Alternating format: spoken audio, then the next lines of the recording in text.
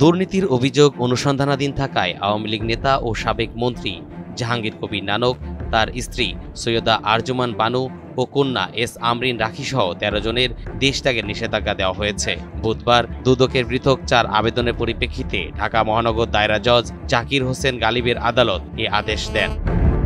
দুদকের উপপরিচালক মনিরুজ্জামান নানক এবং তার স্ত্রী সৈয়দা আরজুমান বানু নার্গিস ও মেয়ে এস আমরিন রাখিসহ ১৩ জনের বিরুদ্ধে দেশত্যাগের নিষেধাজ্ঞা চেয়ে আবেদন করেন।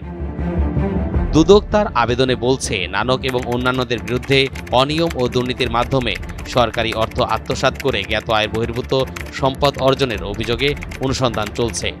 সংশ্লিষ্ট ব্যক্তিরা দেশত্যাগের চেষ্টা করছেন। তারা বিদেশে চলে গেলে অনুসন্ধান কাজ ব্যাহত হবে, তাই দেশত্যাগে নিষেধাজ্ঞা প্রয়োজন।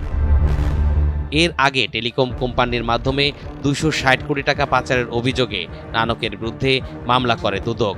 ওই মামলায় নানকের স্ত্রী ও মেয়েকে আসামি করা হয়।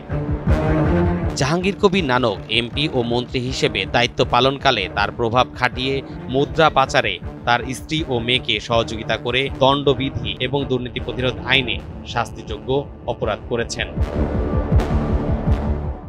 বান্ডেল থাকলে প্রতি সেনমানিতে টাকা বাঁচবে। বিকাশ সেনমানি বান্ডেল কিনে জিতুন প্রতি লেনদেনে।